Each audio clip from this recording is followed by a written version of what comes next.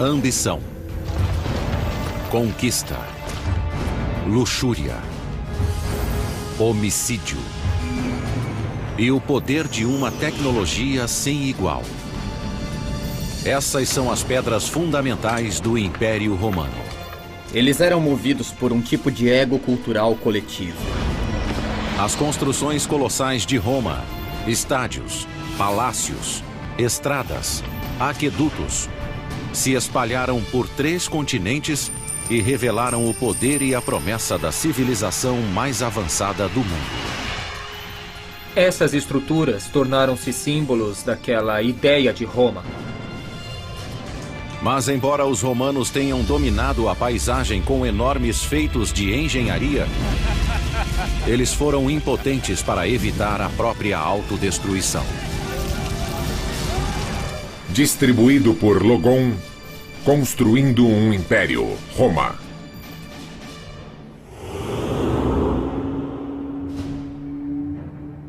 15 de março do ano 44 a.C. O homem mais poderoso do mundo está morto no chão do Senado romano. Como general, ele quase dobrou o tamanho do Império Romano. Como político, planejou uma impressionante ascensão ao poder. Mas agora esse guerreiro foi morto em Roma e por romanos. Seu nome era Caio Júlio César. A ascensão de César ao poder foi atribuída à sua vontade de ter o melhor posto no Estado romano. Ele parecia querer muito poder para si mesmo, e ele não dividia esse poder com ninguém, e isso levou diretamente ao seu assassinato. Décadas antes, quando era um jovem general, César descobriu que a estrada para a glória em Roma começava em campos de batalha distantes de lá. Sua sede de conquistas militares levaria à construção de um dos mais intimidantes feitos da engenharia romana. 55 a.C. Júlio César lidera 8 legiões romanas, um total de 40.000 homens, seguindo pela Gália, uma província romana que hoje engloba França, Bélgica e Suíça. Ele queria ir à Germânia, à Alemanha, e atravessar o Reno, porque nenhum comandante romano havia feito isso. Ele queria ser um grande conquistador, como Alexandre o Grande, e ir além do que se conhecia. O rio Reno fica no limite do mundo conhecido. Durante séculos, foi um divisor que protegia as tribos germânicas da expansão romana. Nenhum exército podia atravessá-lo com o poderio necessário para uma conquista. Mas César era diferente de qualquer guerreiro anterior. Ele poderia ter ido de barco. Mas por que Júlio César iria de barco a remo? Ele vai colocar 8 legiões em um barco a remo e vai sair remando? Não, eles vão marchando. Eles vão a cavalo. Cruzar o Reno era algo completamente novo para a engenharia. O rio tinha 304 metros de largura, possivelmente mais, de 7 a 9 metros de profundidade com correntes desconhecidas. César e seus engenheiros tiveram que planejar uma ponte que fosse não só extremamente forte, mas também estável. E larga o suficiente para 8 legiões passarem. A ponte precisaria ter o comprimento de 4 campos de futebol e sustentar o peso de 40.000 soldados. Apesar da largura, da profundidade e das correntezas do Reno, Júlio César estava determinado a conseguir. Cruzar um rio daquele tamanho com uma ponte é um ato que merece uma grande plateia. Mas é claro que esta plateia estaria do outro lado do rio, temendo pelo sucesso da operação. Com a velocidade e eficiência de uma máquina bem lubrificada, os soldados de César transformaram a madeira local em uma ponte em expansão. A cada hora, um milagre da engenharia chega mais perto da margem norte do Reno. É como se uma nave espacial pousasse na Terra e tivesse metade do tamanho de Manhattan com algum tipo de dispositivo magnético que levasse prédios pelos ares. Isso seria realmente assustador, algo muito difícil de acreditar. A fundação da ponte era feita com uma série de toras de madeira inseridas no leito do rio. Cada tora tinha 45 centímetros de diâmetro. No centro da ponte, elas chegavam a ter 9 metros de comprimento para ir da superfície ao fundo. Ao colocar as toras na diagonal, os engenheiros de César deram maior estabilidade à ponte. Quando eles inseriam as toras no ângulo e as conectavam, faziam o mesmo que os carpinteiros ao construir cavaletes. Quando as pernas estão inclinadas, isso impede que a estrutura se enfraqueça, tornando a área mais estável. A inclinação dá maior resistência contra a força do rio, contra sua maré e assim por diante. Mas é muito mais difícil fincá-las no leito fluvial do que verticalmente. Então eles tiveram que tomar muito cuidado com as estruturas de madeira no momento de fincá-las no leito. Na parte mais alta do rio, as toras se inclinavam na direção da corrente. 12 metros rio abaixo, seus pares se inclinavam contra a corrente. Cada conjunto de toras era unido por uma longa viga de 60 centímetros de espessura. Em seguida, troncos eram dispostos ao longo das vigas, sobre as quais assentavam feixes de madeira fortemente amarrados. O projeto da ponte em si era inovador, mas o que tornou o feito ainda mais impressionante foi a velocidade da construção. Apenas 10 dias após ordenar a construção, César marchou sobre a ponte em direção ao seu destino. Se tentássemos fazer o mesmo hoje, não conseguiríamos fazer algo assim em tão poucos dias com aquele tipo de tecnologia. Teríamos sucesso se contássemos com milhares de soldados leais e devotos a César e ao objetivo de atravessar o Reno para aterrorizar os germanos. César estimava que o inimigo tivesse 430 mil soldados, mais de 10 vezes o tamanho de seu exército. Mas quando os germânicos viram as legiões romanas cruzando o Reno, rapidamente recuaram para um terreno mais elevado.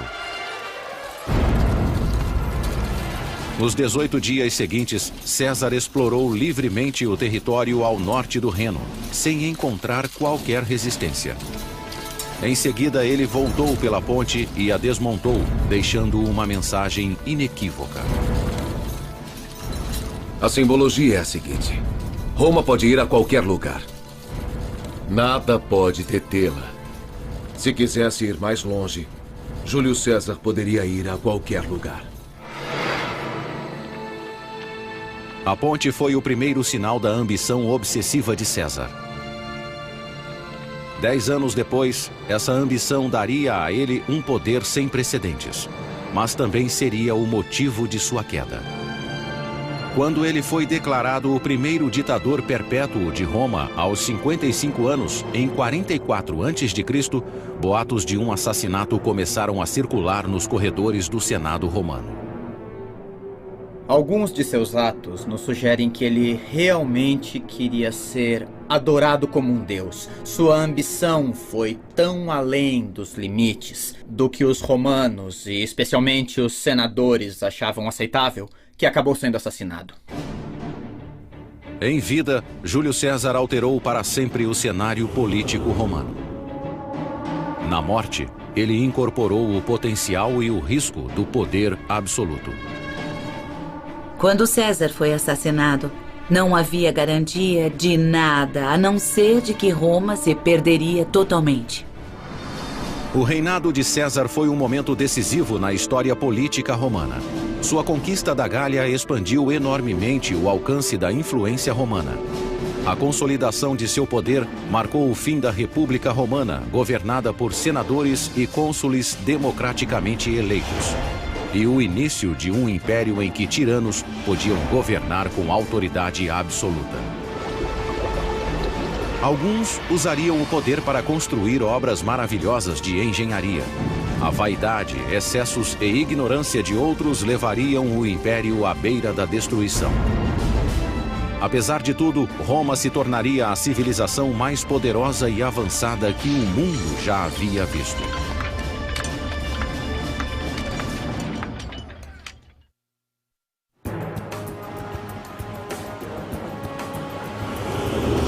Hoje, Roma é uma cidade do século XXI, onde o antigo e o moderno convivem. Qualquer um que tenha visitado a cidade de Roma fica maravilhado com essa grande mistura de períodos de tempo, do pré-histórico até a idade moderna. E uma coisa incrível sobre Roma é que você vive nos mitos da história de uma das maiores civilizações que já fizeram parte da história da humanidade. Segundo a lenda, Roma foi fundada em 753 a.C. por Rômulo e Remo, dois irmãos que foram abandonados quando bebês e criados por uma loba. Os dois irmãos construíram a própria cidade às margens do rio Tibre, mas uma discordância quanto a quem iria governar terminou em morte. Remo foi morto por Rômulo, que deu o nome à cidade. Não seria a última vez que um crime daria origem a um novo governante romano. A Guerra Civil foi um dos acontecimentos que definiu o crescimento do Estado romano. A história, a lenda de Rômulo e Remo, ecoa desde então por toda a história de Roma. Inicialmente, Roma era um dos inúmeros pequenos reinados que lutavam pelo poder na Itália Central. Mas, ao contrário de muitos de seus vizinhos que desconfiavam de forasteiros, Roma abrigava todos os párias ambiciosos. Rômulo disse: já que não temos uma grande população, eu vou construir um asilo, eu vou criar um tipo de zona livre para todos, escravos foragidos, bandidos, piratas, enfim. Venha e faça parte deste grande conceito que é Roma. Este é um tipo de atitude única. Desde o começo, os romanos eram muito abertos. Essa abertura encorajou uma livre troca de ideias. Entre elas, teorias de engenharia importadas de outras culturas. Ao utilizar a tecnologia de vizinhos, como os etruscos, Roma expandiu e se tornou um poder regional. Os romanos possuíam uma incrível habilidade de pegar uma tecnologia já ultrapassada, adaptá-la às suas necessidades, melhorá-la e aperfeiçoá-la. Eles usaram as técnicas dos etruscos de construção de estradas, também de sistemas de distribuição de água através de canais, de construção de grandes e extraordinárias muralhas e de produzir algo tendo essas técnicas como base.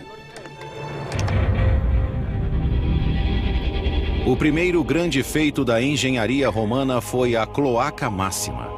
Um grande sistema de esgotos que funciona até hoje, 2.500 anos após a construção. A Cloaca Máxima leva os dejetos da cidade até o rio Tibre. Os dutos subterrâneos do esgoto também eram usados para drenar a área pantanosa entre os vilarejos de Roma. Nesse local foi construído o Fórum, o antigo distrito central de Roma. A construção da Cloaca Máxima permitiu a passagem de Roma de um simples grupo de tribos vivendo em colinas ao redor de um pântano para uma cultura centralizada e unificada. O novo Fórum Romano, que resultou da drenagem da Cloaca Máxima, permitiu a consolidação dos romanos em um único local. Enquanto a cultura de Roma se consolidava, a influência da cidade sobre seus vizinhos começou a crescer. No século IV a.C., Roma controlava boa parte da Itália Central. Seus engenheiros foram chamados para criar uma infraestrutura de transportes para conectar o império em expansão. Na antiguidade, existiam basicamente dois tipos de transporte. Existia o transporte feito por terra, a cavalo, a pé, em carroças e o transporte fluvial.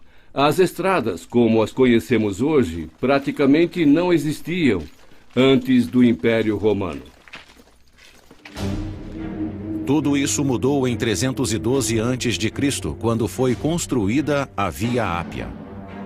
A primeira autoestrada nacional romana se estendia por 212 quilômetros, da capital até a província de Campânia.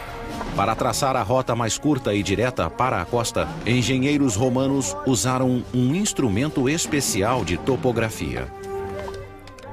Os romanos utilizavam uma ferramenta chamada groma, uma haste vertical com uma cruz no topo. Usava-se essa cruz para alinhar dois pontos. A grande diferença entre as estradas romanas e as modernas é que os romanos não conseguiam fazer curvas. Então eram linhas retas, e viravam um ângulo reto e depois iam reto em outra direção. O grande desafio, é claro, em se construir uma estrada reta para qualquer direção é deparar-se com colinas e vales e ter que atravessá-las. Então, se fosse necessário, eles cortavam pelas montanhas para levar a estrada adiante. Depois que o traçado ideal era aceito, uma trincheira larga era aberta e preenchida com areia e pedras, para fortalecer a fundação.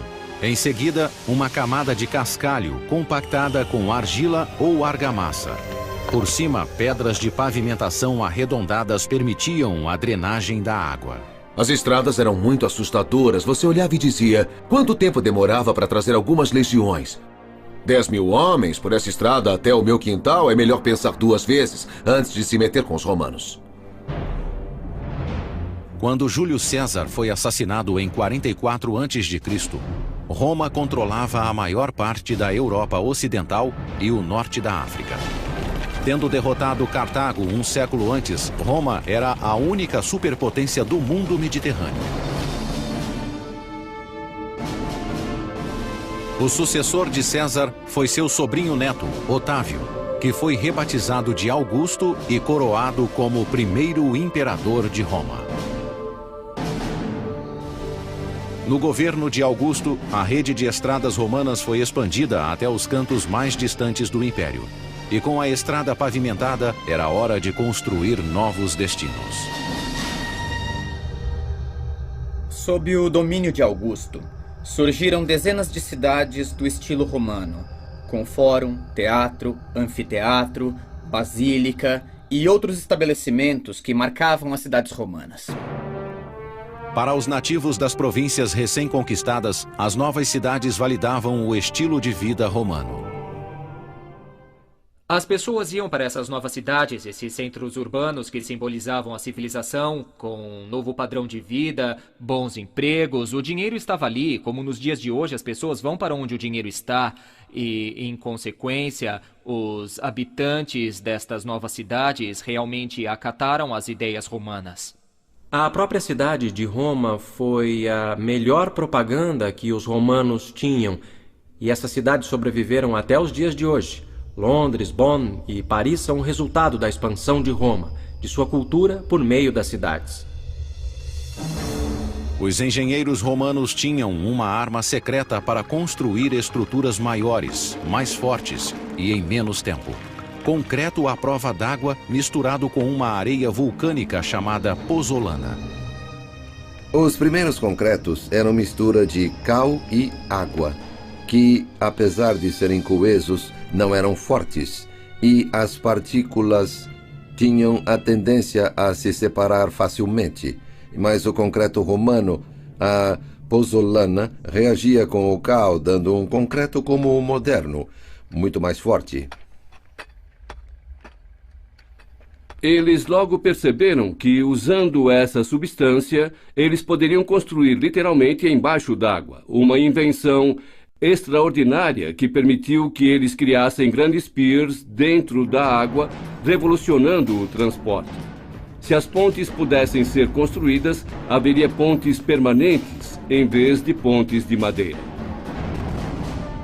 Durante o governo de Augusto, esse concreto solidificou o controle de Roma sobre a Europa Ocidental, permitindo que os construtores romanos dominassem a paisagem com enormes monolitos artificiais. Um deles iria revolucionar a vida cotidiana em Roma durante vários séculos.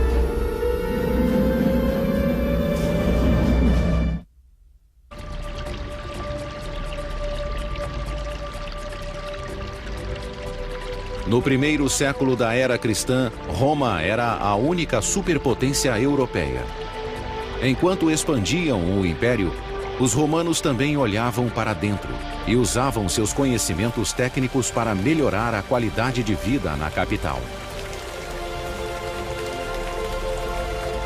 De todos os feitos da engenharia romana, nenhum alterou tanto a vida diária como a água corrente.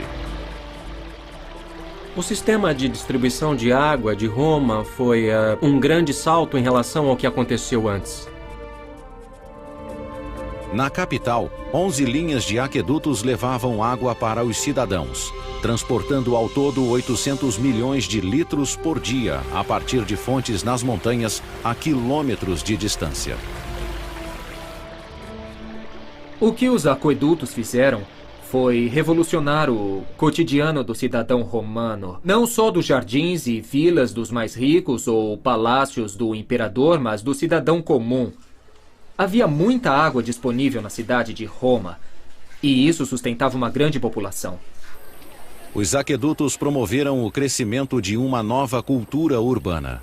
Com o fornecimento constante de água, quase 1 milhão de pessoas viviam com limpeza e conforto na capital. A água dos aquedutos retirava os dejetos humanos e mantinha a cidade limpa. Por isso os romanos se consideravam superiores, eram mais limpos do que os outros. Nenhum império sozinho pode levar o crédito pelo sucesso dos aquedutos. Eles foram construídos ao longo de vários séculos. Mas foi o imperador Cláudio, um homem desfigurado que sofria de gagueira, que teve o maior impacto no abastecimento de água de Roma. Antes de subir ao poder, Cláudio era motivo de riso. Considerado inválido, ele era até escondido do povo. Cláudio tinha problemas de gagueira, ele mancava um pouco, ele escutava pouco. Então as pessoas não sabiam o que fazer com ele. Apesar das deficiências, Cláudio foi inteligente o bastante para tomar o poder quando teve a oportunidade. No ano de 41, a maior parte da família real foi assassinada para vingar o reinado sangrento do sobrinho de Cláudio, Calígula. Cláudio foi poupado quando o encontraram escondido atrás de uma cortina. Com a vida em risco, ele conseguiu subornar os guardas pretorianos para que o proclamassem imperador. Esse ato iria mudar o rumo da história romana. Quando ele se tornou imperador, governou de forma, pelo menos para os nossos padrões, bem. Certamente não era um homem burro. Durante o reinado de Cláudio, o império progrediu de várias formas. Na fronteira, suas legiões conquistaram a Bretanha, algo que nem Júlio César tinha conseguido fazer.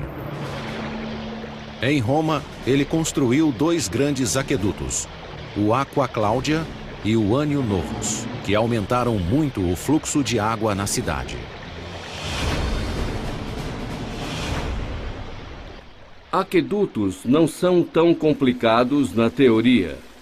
A água busca o ponto mais baixo e então é levada com uma queda de um ponto a outro. Então é algo simples, todo mundo devia saber. Mas na prática, criar um aqueduto é outra coisa. Os aquedutos foram planejados para chegar à cidade em ângulo gradualmente descendente ou gradiente. Esse gradiente era de apenas alguns centímetros a cada 30 metros. A queda do aqueduto tinha que ser calculada de longas distâncias, 30, 50 ou mesmo 60 quilômetros da fonte nas montanhas até as cidades. Tinha que ser consistente, não podia sair disso independente do terreno. Para manter o declive perfeito através das montanhas, os engenheiros cavavam túneis com um ângulo perfeito. Quando cruzavam vales, as tubulações eram elevadas em muros de pedras. Se os muros precisassem ter mais de 2 metros de altura, os romanos poupavam materiais de construção e ainda aumentavam a resistência usando um antigo conceito de engenharia, o arco. O arco revolucionou a arquitetura no mundo antigo ao permitir vãos maiores do que realmente era possível. Basicamente mudaram o conceito espacial da arquitetura romana. Os arcos eram feitos em torno de uma forma de madeira que mantinham as pedras firmes até a colocação de uma pedra central, que distribuía o peso por igual para cada lado do arco, permitindo que outras pedras fossem colocadas acima dela. Os arcos são melhores que paredes retas nas construções, de várias maneiras, tanto em eficiência como em resistência. Os arcos requerem menos material para serem construídos e são muito fortes para suportar tetos, arquidutos e qualquer coisa que colocar em cima. Uma coluna de arcos de 10 quilômetros levava o Aqua Claudia através de vales a caminho de Roma. Os aquedutos eram cobertos, mas claro, se tirasse a cobertura, poderia ver a água como um rio seguindo em direção à cidade. Ao chegar na cidade, cada aqueduto desembocava em 3 tanques de contenção. Um para as fontes públicas de água potável, o segundo para os banhos públicos e o terceiro reservado para o imperador e outros romanos ricos que podiam pagar pela própria água corrente. Um conceito avançado para a época. Basicamente, toda a casa, no século I ou II, depois de Cristo, tinha água corrente. Isso é impressionante, pois em toda a Idade Média isso não aconteceu. Com a construção do Aqua Claudia e do Annio Novus, o imperador Cláudio revitalizou o sistema romano de distribuição de água. Seu governo foi um sucesso, mas as escolhas que fez na vida particular acabaram provocando sua queda. A tradição diz que Cláudio era lascivo, que ele amava suas mulheres e também suas esposas demais, e ele as servia. Ele chocou o império quando se casou com a própria sobrinha, Agripina, irmã de Calígula. Agripina vinha de uma linhagem de mulheres ambiciosas, populares e poderosas. Ela era como a Cleópatra de sua época. Ela era determinada, muito orgulhosa e era ambiciosa, terrivelmente ambiciosa. Depois de viver cercada por imperadores a vida toda, Agripina queria sentir o gosto do poder. Ela utilizou todo o seu encanto físico e político para obtê-lo. E depois que Cláudio estava sob seu controle, Agripina usou o filho como forma de perpetuá-lo. A principal intenção de Agripina ao seduzir Cláudio e se tornar imperatriz era garantir que seu filho ascendesse ao trono.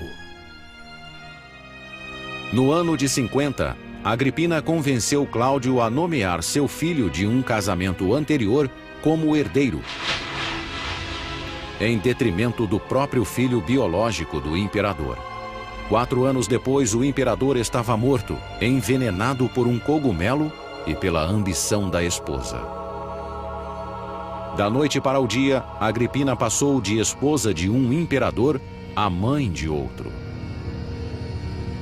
O novo imperador era Nero, um futuro tirano Em que das 14 regiões de Roma, pelo menos 10 delas foram afetadas. Algumas foram completamente destruídas.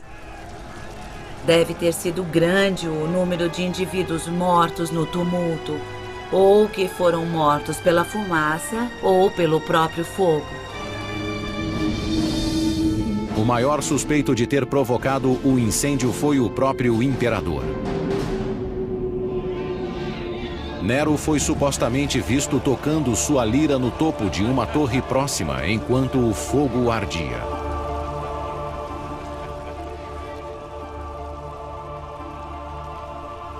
Dizem que ele olhou para o incêndio como se fosse um espetáculo e foi à torre de Micenas e recitou a queda de Troia.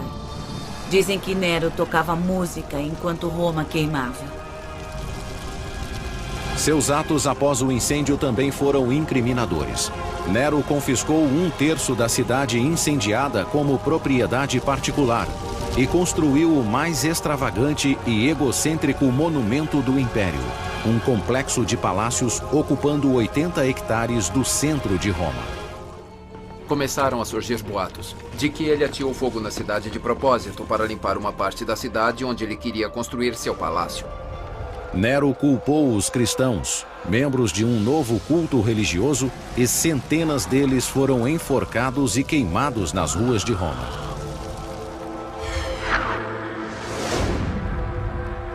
Esse foi o mais recente de inúmeros atos abomináveis do legado doentio de Nero. Ele deu a cabeça da ex-mulher de presente à nova esposa a pedido dela. E depois ele a matou a chutes quando estava grávida em um acesso de raiva. A maioria dos atos pelos quais Nero é famoso ocorreu depois do pior de todos: o assassinato da própria mãe.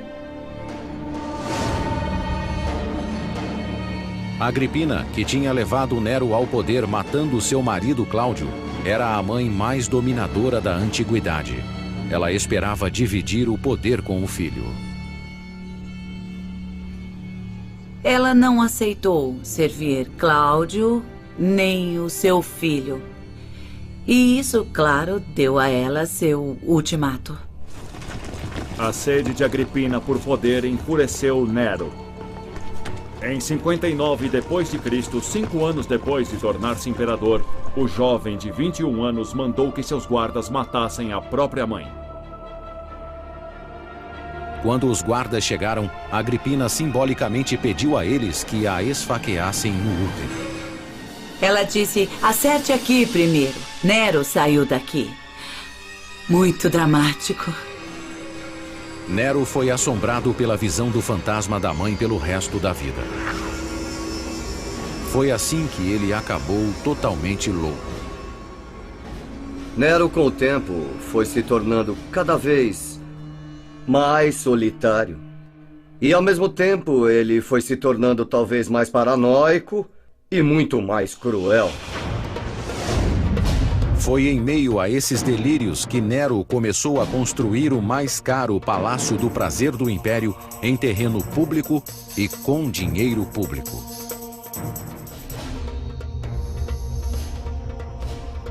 Imagine se todo o Central Park se transformasse num palácio particular de Bill Gates.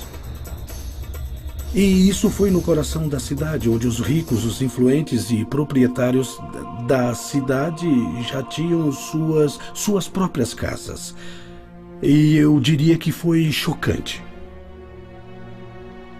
Nero tirou dinheiro das províncias para conseguir dinheiro. E em Roma, ele exigiu dinheiro dos ricos.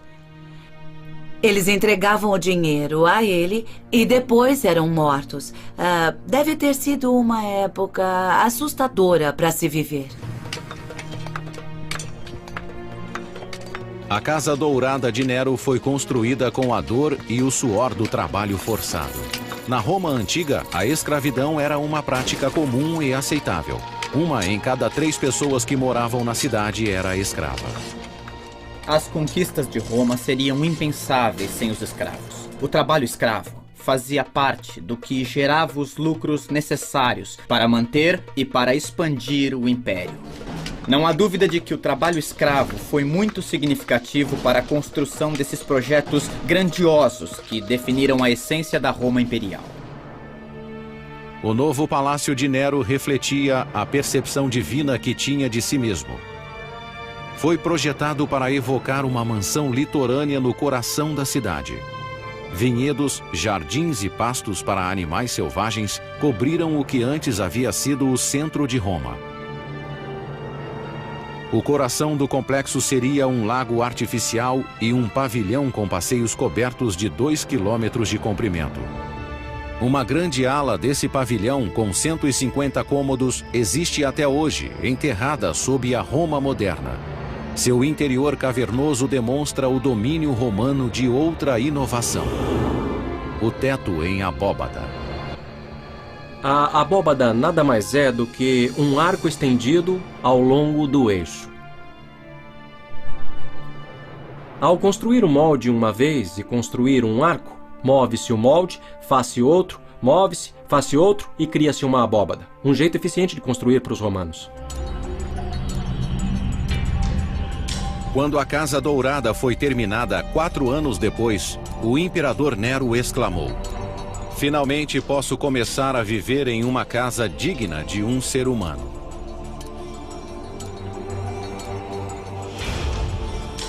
O que resta hoje é uma casca úmida do palácio decadente que ele habitou. Essas câmaras de tijolo e concreto já foram decoradas em ouro e cobertas de coloridos afrescos e pedras preciosas inestimáveis. Havia pedras preciosas e semi-preciosas encravadas no teto. Havia lápis lazuli, cristais de rocha, cristais rosa, que estavam lá só para captar a luz.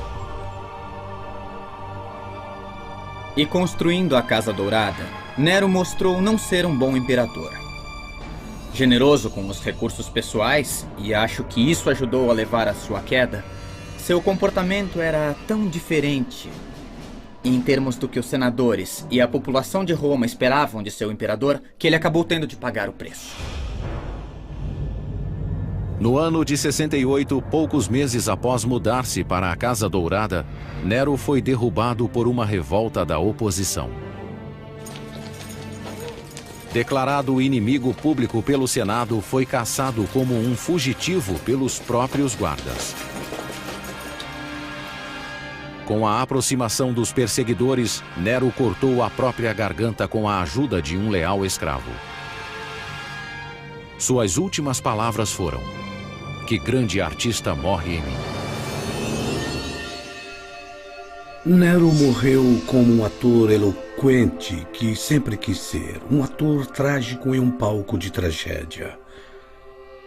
Então, suas palavras finais completam o quadro de alguém que se via não como um imperador, mas como um astro.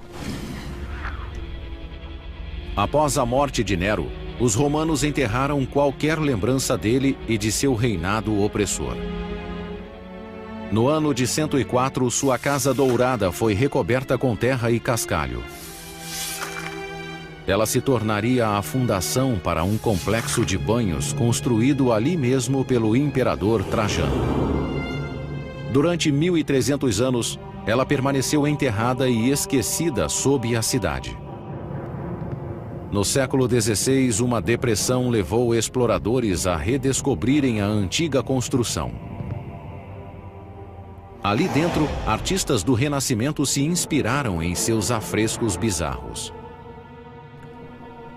A palavra grotesco que usamos hoje é um termo artístico para descrever criaturas estranhas que viam lá parte humanas, parte feras, parte arquitetura, parte decoração.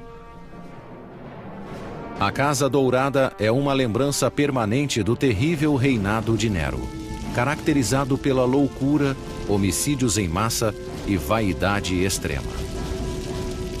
Ao final desse governo, o Império Romano estava diante de um futuro incerto. Todos os imperadores, de Júlio César a Nero, descendiam de uma única linhagem familiar. Agora, pela primeira vez, o comando do Império estava vago. Ninguém sabia exatamente o que aconteceria depois, a não ser que seria sangrento e que não seria muito bom até que acabasse.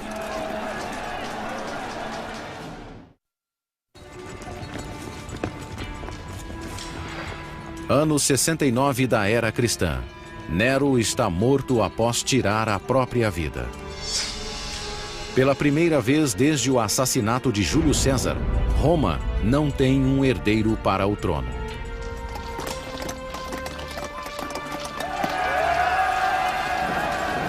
Tem início uma disputa entre os principais generais do Império, que voltam seus exércitos uns contra os outros na luta pelo poder. O grande vitorioso é Vespasiano, um general simples e direto que comandou as legiões romanas na Judéia. Ele não tem sangue real e é bem diferente de seu tirânico predecessor. Vespasiano era o anti-Nero. Ele era o mais diferente de Nero possível. Era oficial de carreira, era um homem prático e experiente, que tinha aversão a gente pretensiosa e tinha orgulho disso.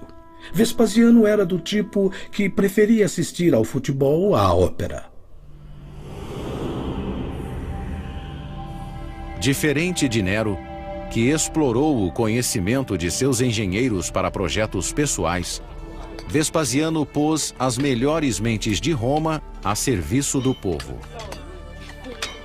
Ele começou drenando o enorme lago construído por Nero nos jardins de seu palácio. Em seu lugar seria construída a mais famosa obra da engenharia romana, um lugar para onde seria canalizado todo o caos que consumira a cidade. Ele seria chamado de Anfiteatro Flávio, mais conhecido como Coliseu. A declaração que Vespasiano fez foi: estou pegando um espaço usado por um mau imperador e transformando-o em um espaço público, que será usado para a diversão do povo romano. Foi uma propaganda muito ousada.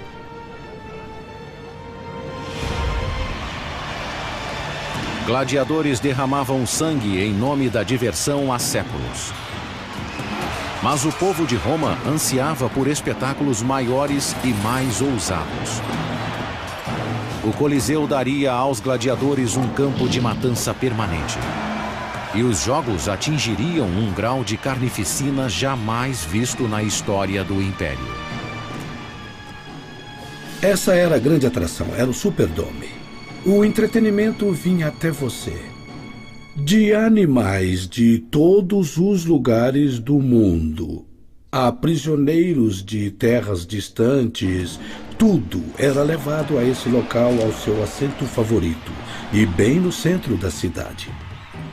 A construção do Coliseu teve início no ano de 72 e foi financiada pela venda de relíquias preciosas roubadas de templos judaicos durante o saque de Jerusalém. 12.000 prisioneiros judeus foram trazidos daquela campanha para construir o anfiteatro. Eles trabalharam em condições muito duras, trabalhavam muito e até o final. Eles verteram mais de 6.000 toneladas de concreto e arrastaram enormes blocos de construção até o local de uma pedreira a 30 quilômetros de distância. Conforme a construção ia subindo, eles passavam a usar menos calcário forte e caro e mais material barato, que era mais leve. Os romanos tinham gruas sofisticadas de madeira e aparelhos para levantar pedras, o que faziam com facilidade, do chão até grandes alturas. Em apenas 8 anos, a estrutura imponente atingiu 50 metros de altura, ofuscando todas as edificações ao redor. É a estrutura mais alta da Roma antiga já construída. É o anfiteatro da capital. Então, o que era Roma? Roma era uma cidade maior que qualquer outra, muito mais rica. O Coliseu simbolizava o poder, a engenharia, a riqueza da antiga Roma. Os anfiteatros romanos eram feitos a partir de uma estrutura extremamente simples, incorporando 2 teatros gregos unidos para formar um teatro de 360 graus de circunferência. O Coliseu estabeleceu um novo padrão em design de anfiteatros romanos. Uma rede complexa de corredores e escadas permitia a entrada e a saída de 70.000 pessoas em tempo recorde. Assim como nos estádios atuais, quem entrava no Coliseu tinha um ingresso correspondente ao número de um portão de entrada. O projeto do complexo visava a controlar a multidão e dar conforto a todos. Havia 110 fontes de água potável e 2 banheiros grandes para atender à lotação completa. O Coliseu tinha até um teto retrátil. Nos dias quentes, uma lona era desenrolada sobre a parte superior para proteger os espectadores do sol.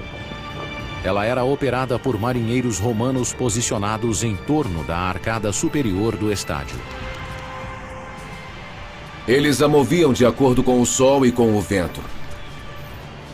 Assim, o Coliseu tinha circulação de ar, sombra, e eles ficavam nas arcadas, movimentando as hastes pelos buracos que vemos pelo lado de fora, e que sustentavam a lona que cobria o local. Em 80 d.C., o Coliseu estava pronto. Mas Vespasiano não viveu para ver a inauguração de seu maior monumento. Ele morreu de causas naturais 1 ano antes. Quem conduziu a cerimônia de inauguração foi seu filho e sucessor, Tito. Durante 100 dias consecutivos, os romanos lotaram o Coliseu para ver todo o tipo de carnificina imaginável. 5.000 animais foram mortos em um único dia. Milhares de gladiadores e prisioneiros perderam a vida lá. Fora da arena, matanças nessa escala ocorriam apenas em guerras, mas dentro dela era apenas diversão. Durava o dia inteiro. Pela manhã, eles viam homens matarem ou serem mortos por animais. Ao meio-dia, viam a execução de prisioneiros.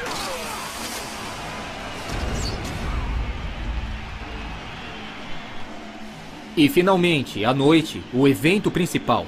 Como no horário nobre da TV, vinha o melhor, os gladiadores, homem contra homem. As lutas de gladiadores eram uma grande atração no Coliseu, mas nem sempre eram o evento principal. Vários escritores antigos descrevem batalhas navais ao vivo, recriadas em plena arena, com navios de guerra, sobre a água. Teria sido totalmente possível desviar a água de um aqueduto diretamente para o Coliseu para inundá-lo com uma profundidade rasa. Temos evidência em estudos recentes sobre o Coliseu da existência de muitos canais de água que inundavam a subestrutura do Coliseu. Então, sim, era possível e acontecia. Cristiano Ranieri é o primeiro arqueólogo moderno a explorar o labirinto dos canais de água abaixo do Coliseu. Ele acredita ter encontrado provas da existência de um sistema de encanamento usado para inundar a arena para as batalhas navais. Nós encontramos sob a arena túneis bem antigos, mais velhos que o Coliseu, da época de Nero. Portanto, da mesma época do Domus Aurea. Os canais de água construídos abaixo do lago artificial de Nero foram deixados intactos quando o Coliseu foi construído em cima. Eles poderiam ter sido adaptados para inundar e drenar a arena. Nestas imagens inéditas, Cristiano lidera uma equipe de mergulho nesses antigos canais e na água poluída com detritos de 2 milênios. Abaixo do Coliseu, ele descobre um tanque de contenção diretamente ligado a um aqueduto próximo. Cristiano acredita que a água era desviada daquele aqueduto para a arena.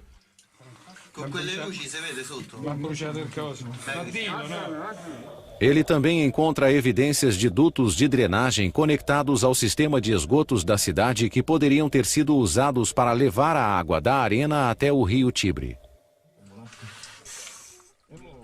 Havia um sistema de drenagem. Os túneis eram usados para inundar a arena, a fim de criar o cenário para as batalhas navais. As batalhas navais no Coliseu foram um impressionante triunfo da engenharia, mas foram uma tendência passageira na arena mais famosa do mundo. Após uma década, as operações de inundação foram abandonadas em favor de uma reforma que iria revolucionar os jogos. Uma nova subestrutura de 2 andares abaixo da arena chamada hipogeu. Nele havia um sistema de elevadores e alçapões por onde tigres e gladiadores armados surgiam repentinamente do solo e matavam vítimas despreparadas. Embora o verdadeiro espetáculo ocorresse na arena, a base, o centro nervoso, o sistema de suporte da arena era embaixo, no hipogeu, onde havia leões, jaulas para animais selvagens, gladiadores afiando as espadas e presos condenados em celas se preparando para a morte. Quando os jogos começavam, abria-se um alçapão no chão e um elevador trazia um leão ou pantera para a arena. Quando o alçapão se abria, tudo se inundava de luz e ouviam-se os gritos dos espectadores. Então, o alçapão se fechava novamente, deixando-os pensar no próprio fim. Entre gritos, lamentos e cheiro de sangue de animais e homens.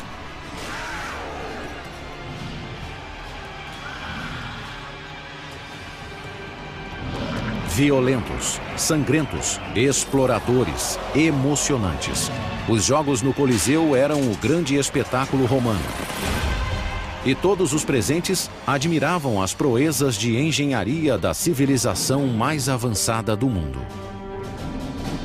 Após uma década de estabilidade sob o governo de Vespasiano, a civilização romana chegava ao auge de seu poder. E a próxima geração de governantes usaria esse poder para construir milagres humanos ainda maiores e mais ousados.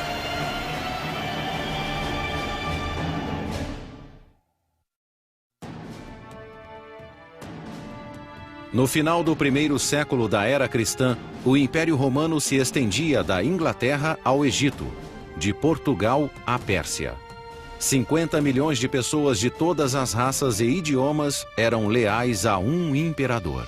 Esse imperador sempre fora italiano, até o ano de 98, quando um estrangeiro assumiu o controle do império. Ele se chamava Trajano, um guerreiro ambicioso da província da Espanha, cujos triunfos nos campos de batalha chamaram a atenção do enfermo imperador Nerva.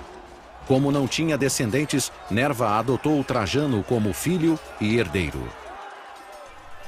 Havia uma ideia ampla do que significava ser romano e quem podia realmente ajudar a participar do Estado. E Trajano é um bom exemplo disso. Trajano foi o primeiro de uma série de imperadores de fora da Itália. Trajano herdou o Império Romano quando Nerva morreu. Imediatamente, ele se dispôs a provar lealdade aos cidadãos da capital e sabia que, para fazer isso, precisava apelar ao inflexível senso de supremacia do povo. Os romanos pensavam em grande escala. O tamanho de seu império, o tamanho de suas construções e a ambição de seus principais líderes. Sem dúvida, esse é um dos pontos que podemos definir como necessários a um romano. Eles eram movidos por um tipo de ego cultural coletivo. Trajano deu início a uma grande campanha de construção que começou com a infraestrutura do império. Fez reparos urgentes em estradas, portos e prédios públicos. Ergueu um dos últimos grandes aquedutos e construiu novos banhos públicos sobre as fundações da Casa Dourada de Nero. Todas essas construções exigiam muito dinheiro. E para completar e para executar seus planos, ele precisava de muito mais. E em termos romanos, isso significava conquistar. Em seu terceiro ano como imperador, Trajano lançou uma ofensiva militar para arrecadar dinheiro para a construção de novos monumentos magníficos. Decidiu conquistar a Dácia, uma região que engloba as atuais Romênia e Hungria, que se defendera dos romanos por séculos. Os dácios se renderam em 107 d.C., após anos de duros combates. o imperador conquistador saqueou centenas de toneladas de ouro e prata da nova província.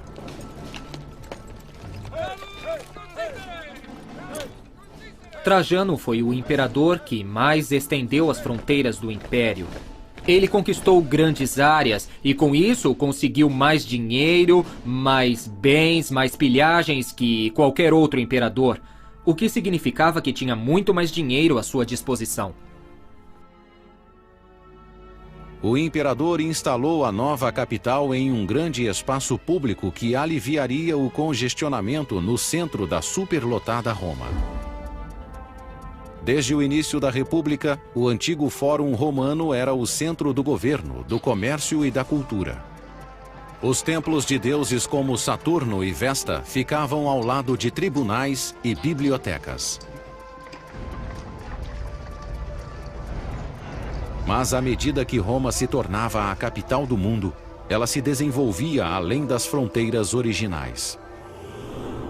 O Fórum foi uma parte importante da vida romana, mas o sucesso da cidade e a pressão da população eram tão grandes que precisavam continuar construindo de tempos em tempos.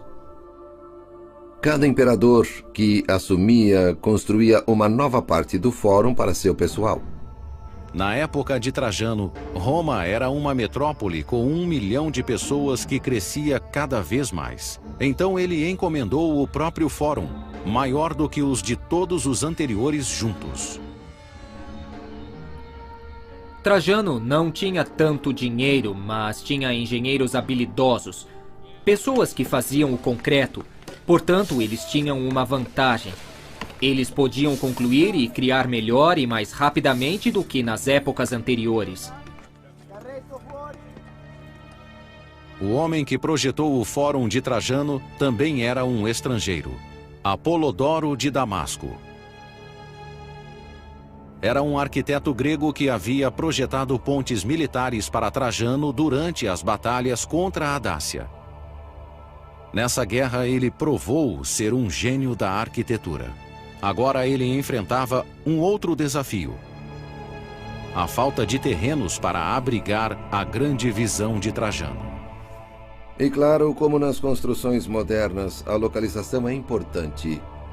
Então, se um imperador quisesse algo em um determinado local, tinham que nivelar o solo de alguma maneira. Para obter um terreno plano desse porte no centro de Roma, Apolodoro ordenou aos construtores que cortassem um enorme bloco da colina Quirinal adjacente ao antigo Fórum. Era uma época... Há milhares de anos antes da dinamite, os romanos tinham de remover grande quantidade de terra e limpar a paisagem só com a força humana, a força de dezenas de milhares de escravos trabalhando o dia inteiro com pás e picaretas. Imagine um exército de formigas carregando um pão. Elas não vão fazer tudo de uma vez, vão quebrar e carregar em pedaços pequenos. Um exército de escravos romanos escavou metodicamente a parede rochosa, desfazendo 38 metros de elevação e criando um terreno de mais de 55 mil metros quadrados no coração de Roma.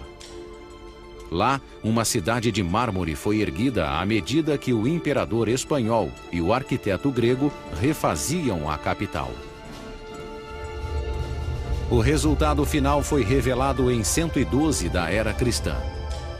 O Fórum de Trajano era um conjunto de mármore magnífico, com bibliotecas gregas e latinas, estátuas colossais, uma enorme praça central e uma basílica de 2 andares, onde as leis eram feitas e os processos julgados. Ir ao Fórum de Trajano era realmente uma grande experiência para qualquer romano.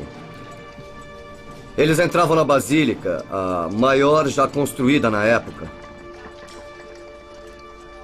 A basílica era revestida de mármore e cheia de luz. Depois, quando se chegava à praça, via-se a monumental estátua equestre de Trajano. Então ela devia ser uma visão e tanto. A peça central do Fórum era uma coluna de mármore de 38 metros que se erguia acima da nova construção. essa coluna ainda existe hoje. Ao redor de sua fachada, uma escultura em alto relevo conta a história da invasão da Dácia por Trajano. Trajano aparece várias e várias vezes, sempre envolvido em todos os aspectos da campanha, do planejamento inicial até a conquista final. E desse modo, a coluna serve como um tipo de propaganda. A altura exata da coluna possui um significado mais sutil. A altura da coluna de Trajano em si, 30 metros, mais a base e a estátua no topo, marcaram a altura da colina Quirinal, que foi removida para que o fórum fosse erguido no local. Portanto, é um marco não só das batalhas de Trajano, mas também das batalhas de Apolodoro, para limpar a terra e criar um espaço urbano monumental. O Fórum de Trajano ficou em pé por 700 anos. A maior parte foi reduzida a pó por um terremoto no século IX. Mas há uma seção que sobreviveu e que não deixa dúvida sobre sua escala imponente. Um vasto complexo conhecido como Mercado de Trajano. Apolodoro escorou o penhasco de 38 metros que ele criara, construindo um mercado romano de 6 andares diretamente na encosta da colina. Ele moldou os primeiros 3 andares em uma estrutura semicircular, com corredores longos e curvos. O mercado funcionava para reforçar a encosta que havia sido escavada. Não é por acaso que a forma usada contra a encosta seja côncava. Portanto, mais forte, tem a forma de um arco virado nessa direção para suportar a pressão da colina ao lado. Acima do semicírculo havia mais 3 andares com pequenas lojas e grandes corredores com 3 andares de altura. O mercado de Trajano continha mais de 150 lojas que forneciam desde calçados a objetos de arte. Esses mercados deviam vender grandes quantidades de materiais dos 4 cantos do mundo romano, talvez até de mais longe. Enquanto o Fórum de Trajano era um refúgio suntuoso para a elite da cidade, o mercado fora construído como uma rua principal para as massas. O mercado e fórum juntos representavam 2 lados da cultura romana. A opulência do fórum, o átrio cheio de colunas, as decorações douradas, representavam um centro enorme e formal para a cidade. E bem ao lado estava o mercado feito de alvenaria, um lugar comum para a vida dos cidadãos romanos. As proezas de Trajano na engenharia e suas conquistas no exterior fizeram dele um dos imperadores mais populares da história de Roma. No fim do seu reinado, em 117 d.C., o império chegou ao tamanho máximo, desde o Oriente Médio até o Golfo Pérsico. Mas defender um território tão grande seria um problema para o sucessor de Trajano. Para estabilizar as fronteiras do império, o próximo imperador construiria uma barricada sólida para isolar o mundo romano dos bárbaros.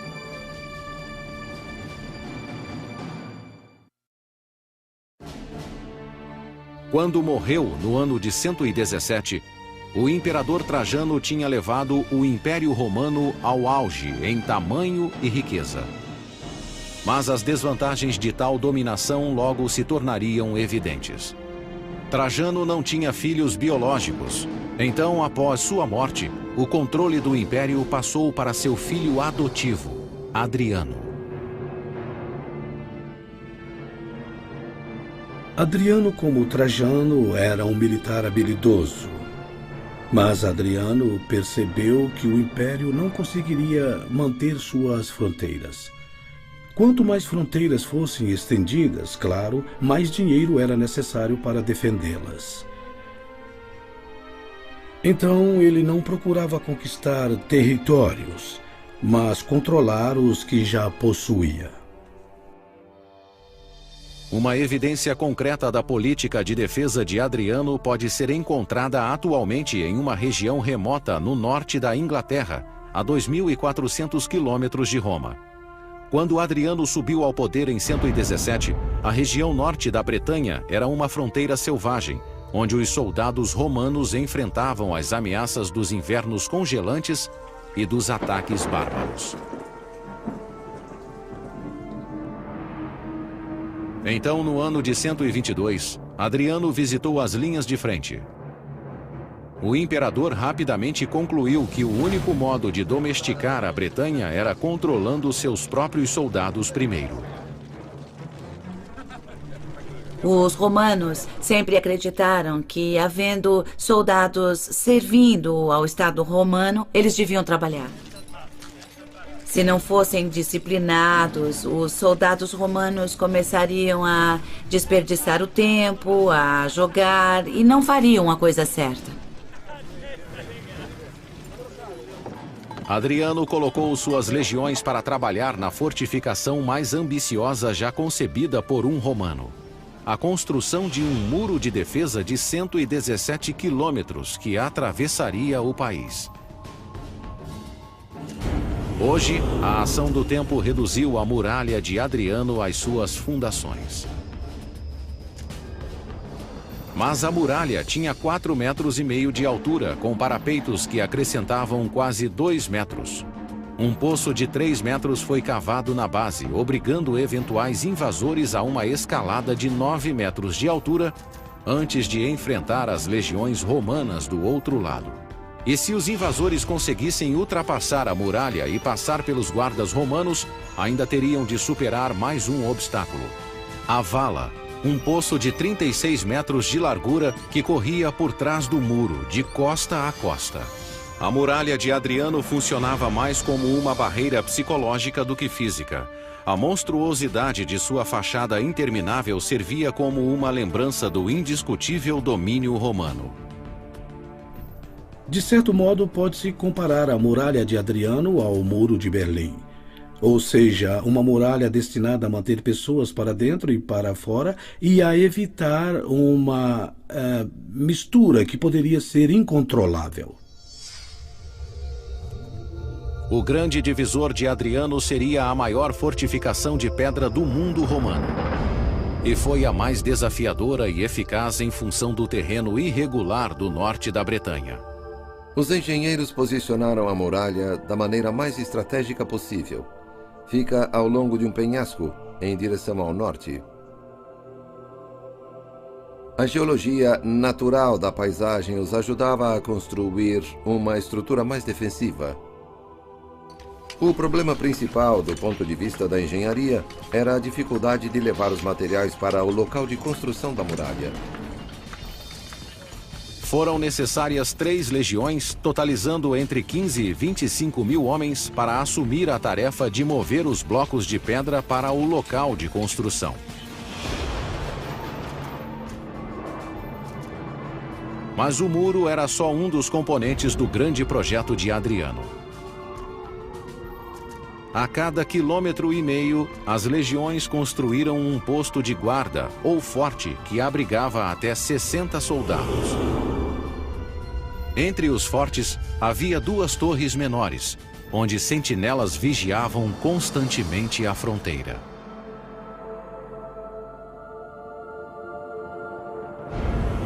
Ao longo da muralha foram construídos 17 superfortes que podiam abrigar 1.000 soldados romanos.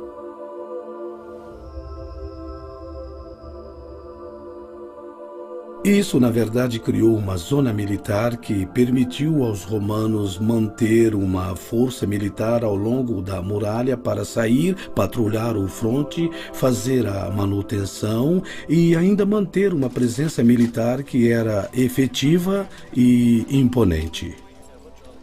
Cada superforte tinha de 1 a 2 hectares e possuía um salão de reunião, um templo, tendas, um hospital e uma casa de banho. Tudo o que fosse necessário para manter um exército. Ao redor dos fortes surgiram cidades para satisfazer a demanda constante do exército por comida e suprimentos.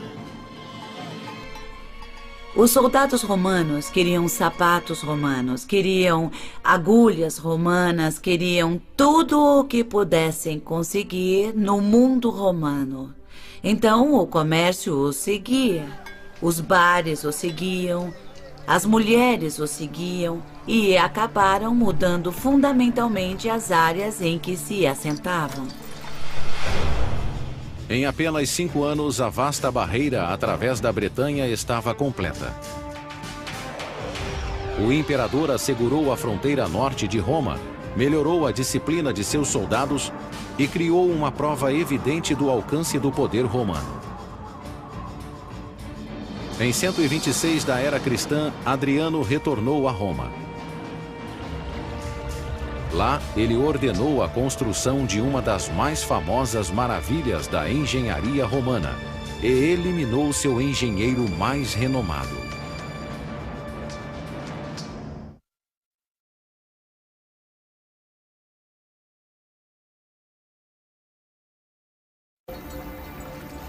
Em 126, Adriano retornou a Roma depois de uma inspeção militar de 5 anos nas fronteiras romanas.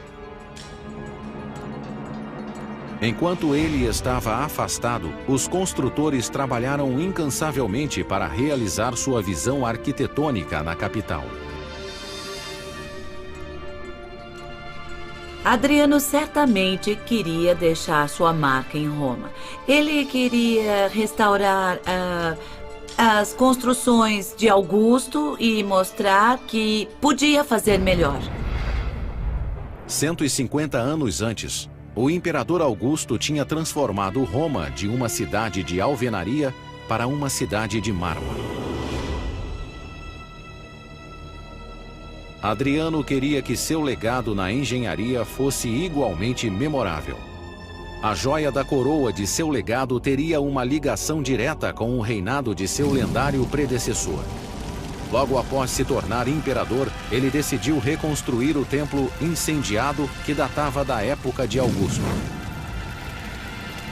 Sobre a antiga ruína, ele ordenou a construção de sua estrutura mais famosa, o Panteão, um templo majestoso para os deuses romanos. O Panteão é sem dúvida a construção mais incrível feita pelos romanos. Por quê? A Rotunda. A Rotunda, um espaço interior coroado por uma cúpula magnífica, era o coração do projeto do Panteão. No centro, a cúpula de concreto tinha 45 metros de altura e a mesma largura, sem apoio de colunas ou suportes. Um diâmetro livre de 45 metros é enorme. A coragem em construir algo tão amplo, de fazer algo tão grande, é uma de suas grandes conquistas. A cúpula do Panteão seria o maior vão aberto de concreto no mundo por 18 séculos. Antes de os engenheiros começarem a construir o teto de concreto da cúpula, tiveram de descobrir como desviar seu peso do centro.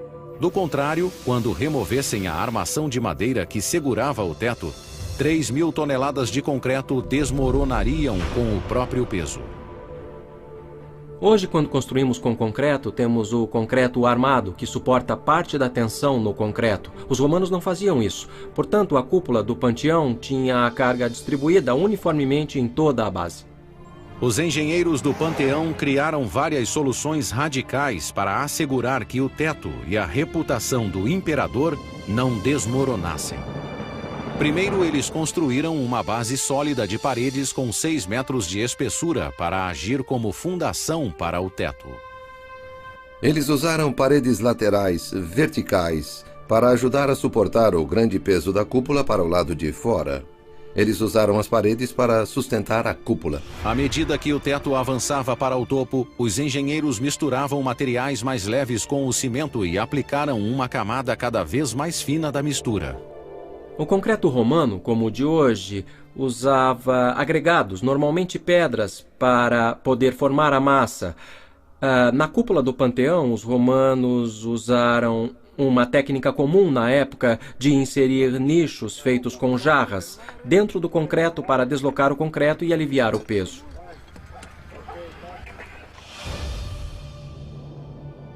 Para deixar o teto ainda mais leve, os construtores moldaram alvéolos no teto que serviam para 2 propósitos engenhosos. Esses alvéolos tinham, claro, um propósito estético. Eles permitem que a superfície da cúpula seja decorada, mas ao mesmo tempo eles reduzem a quantidade de concreto necessária para a própria cúpula. Uma alteração final para distribuir o peso da cúpula se tornou a característica mais notável do Panteão: o óculo, uma cavidade de 9 metros no centro do teto. O óculo elimina a tensão do concreto pesado no ponto mais fraco da cúpula e ilumina o interior como o sol ilumina a terra. Imagine uma pessoa da época que nunca tinha visto esse tipo de espaço interior, pois nada parecido havia sido construído antes. Sentindo o aspecto religioso do seu interior, uma construção dedicada a todos os deuses.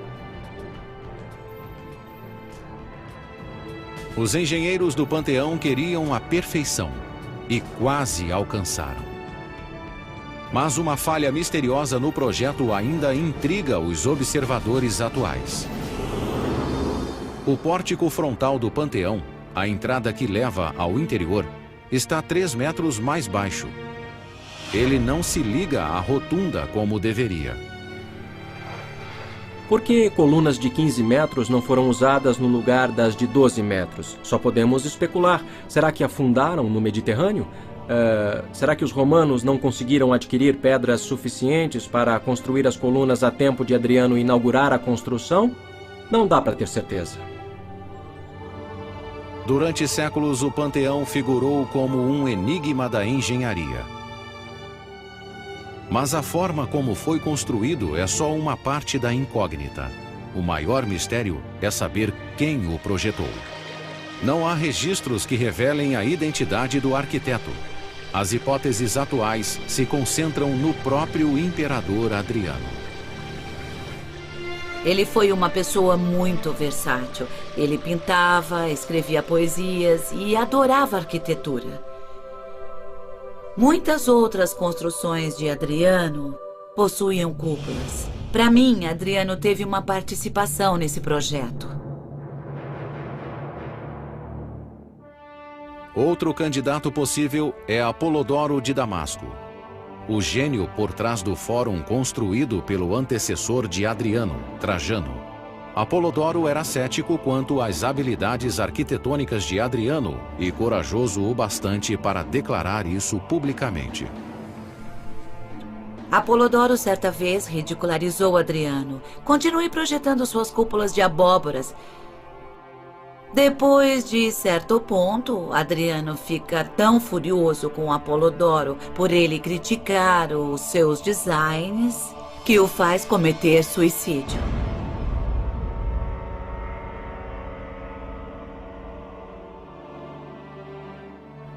No ano 138, 8 anos após ordenar a morte do maior arquiteto de Roma, Adriano morreu de causas naturais aos 62 anos de idade.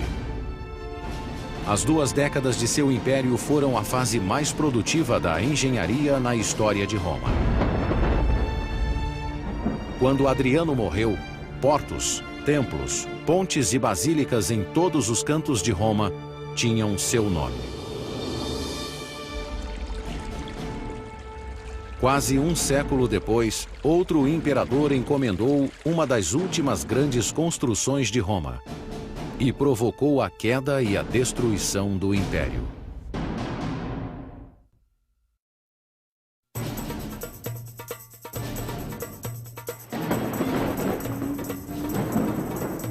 Nas décadas que se seguiram à morte de Adriano, o Império Romano se manteve dominante na Europa, África do Norte e Oriente Médio. Seus imperadores detinham autoridade absoluta. Seus exércitos permaneciam invencíveis. E seus arquitetos continuavam a impressionar.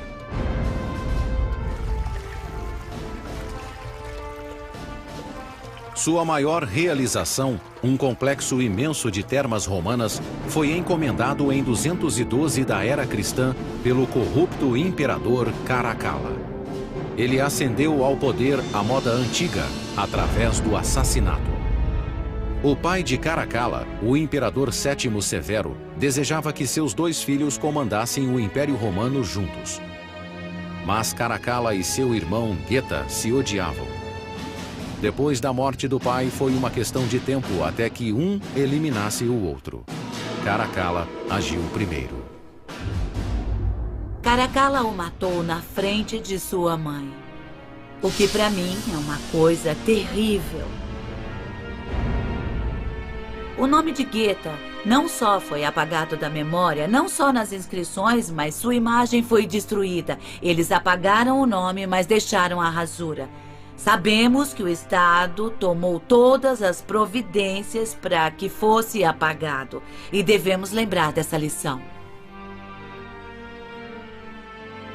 Durante o reinado de Caracalla, o sangue correu novamente pelas câmaras imperiais. O império voltara às mãos de um tirano que governava pelo medo. O governo de Caracalla foi caracterizado como de um homem, imperador, que se punha acima de todos os outros homens, dentro da esfera dos deuses. Caracalla queria deixar um legado que garantisse fama eterna, como o Coliseu de Vespasiano, o Fórum de Trajano e o Panteão de Adriano. Ele tinha que se provar merecedor do poder imperial. Tinha que mostrar que era ainda melhor que seu pai. O novo imperador tentou compensar seus pecados construindo um complexo de casas de banho. As termas eram parte integrante da vida cotidiana em Roma havia séculos. Eram prédios com piscinas de água quente e fria. Mas as termas eram mais do que um lugar para se banhar. Eram clubes de campo abertos a todas as classes. Quando saíam do trabalho, eles iam para as termas por algumas horas para relaxar, ouvir os políticos, serem esfregados, fazer as unhas, cortar o cabelo. Havia locais para se exercitarem, podiam lutar e, claro, podiam tomar banho e ir para saunas e suar bastante. E estavam cercados por estruturas magníficas, feitas de mármore e decoradas com estátuas. E serviam as pessoas comuns. Não era só para os ricos. Era para todos os romanos. As termas sempre foram projetos populares entre os imperadores romanos. Cada um dos antecessores, como Nero, Tito e Trajano, quis deixar uma terma extravagante com seu nome.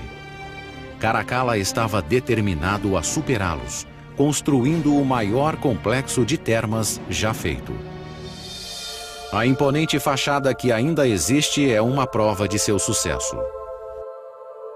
Como podem ver, pelas ruínas ao nosso redor havia uma série de salas enormes em que tinham piscinas do tamanho de piscinas olímpicas que serviam para banhos de temperaturas diferentes, salas para banhos particulares e áreas em que as pessoas podiam se reunir.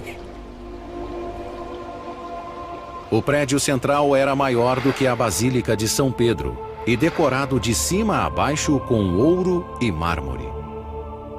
O piso era coberto com mosaicos intricados, dos quais ainda restam fragmentos. Ao redor do prédio principal havia espaços abertos para eventos de atletismo, prédios separados contendo bibliotecas, lojas, restaurantes e até bordéis em seu perímetro. O complexo acomodava confortavelmente quase 2.000 pessoas de uma só vez.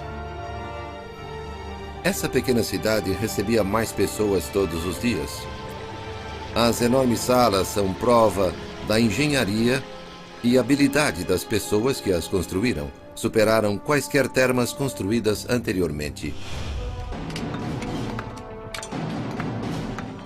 Os empregados de Caracalla trabalharam ao máximo para terminar as termas rapidamente.